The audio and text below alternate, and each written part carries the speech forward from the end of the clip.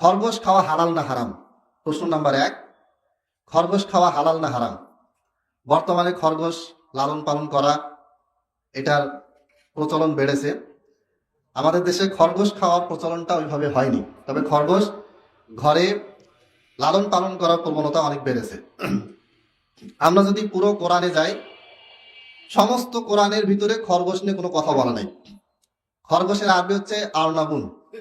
তো এই ব্যাপারে ইমাম বুখারী রহিমাহুল্লাহ সহিহ বুখারীতে একটি হাদিস এনেছেন। এই হাদিসটা হচ্ছে, তার শুরুতে তিনি অনুচ্ছেদ এনেছেন বাবুল আরনাব, খরগোশের অনুচ্ছেদ।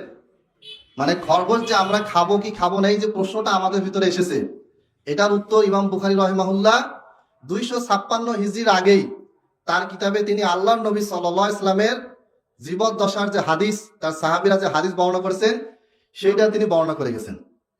আমাদের সমস্যাটা হচ্ছে কি, আমরা পড়ি না। মানে এটা কিন্তু আমাদের জানা থাকার কথা ছিল, সহজ বিষয়, কিন্তু আমরা পড়াশোনা না করার কারণে এই বিষয়গুলি জানি না। এক ব্যক্তি আমাকে প্রশ্ন করতেছে যে ভাই, ব্যাংকে সুদ হালাল না হারাম? চিন্তা করেন, সুদ তো হারামই।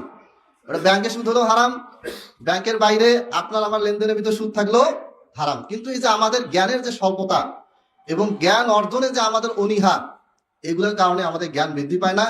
এমন এমন বিষয় আমরা প্রশ্ন করি যেগুলি উত্তর আসলে খুবই সিম্পল। যাই হোক, ইমাম বুখারী রাহিমাহুল্লাহ হাদিসটি বর্ণনা করেছেন তাওহীদ পাবলিশনের যে বুখারী, এটা হচ্ছে 5ম খণ্ড 249 50 পৃষ্ঠা, হাদিস নাম্বার 5535।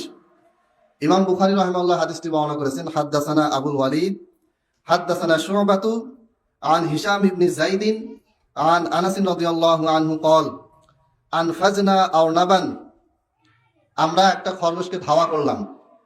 বিখ্যাত সাহাবী আল্লাহর নবী সাল্লাল্লাহু আলাইহি সাল্লামের কাছে, যিনি 10 বছর একটানা আল্লাহর নবী সাল্লাল্লাহু আলাইহি সাল্লামের খেদমত করার সুযোগ পেয়েছিলেন, সেই সাহাবী আনাস রাদিয়াল্লাহু তাআলা আনহু, সবচেয়ে বেশি যে কয়েকজন সাহাবী সবচেয়ে বেশি হাদিস বর্ণনা করেছেন, তন্মধ্যে একজন হচ্ছেন আনাস রাদিয়াল্লাহু তাআলা আনহু।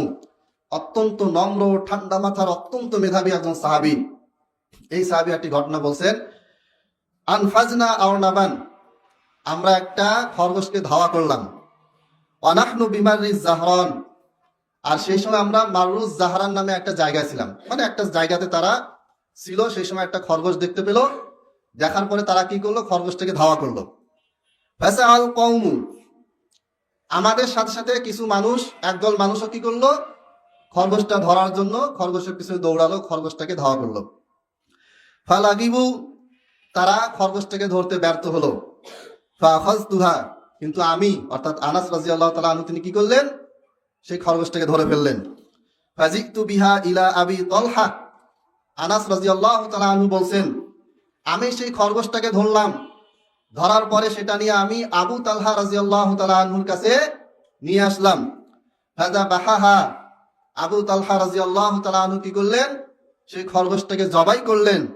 ফাবাআসা বিওয়ারিকাইহা, এরপরে জবাই করার পরে সেই খরগোশের পিছনের অংশ, নিতম্বের পিছনের অংশ কি করলেন, আল্লাহর নবী সাল্লাল্লাহু আলাইহি সাল্লামের কাছে পাঠিয়ে দিলেন।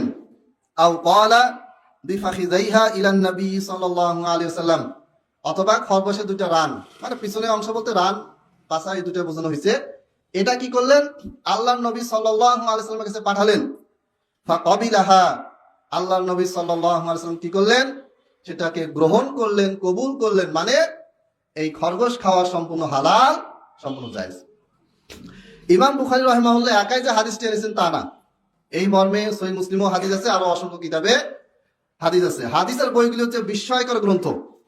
কিয়ামত পর্যন্ত লাখো কোটি মিলিয়ন বিলিয়ন যত মানুষ আসবে, যত মানুষ এসেছে, যত মানুষ আছে, যত মানুষ আসবে, এদের সবার প্রশ্নের জবাব এই কোরআন এবং হাদিসের মধ্যে বিস্তারিতভাবে লিপিবদ্ধ আছে।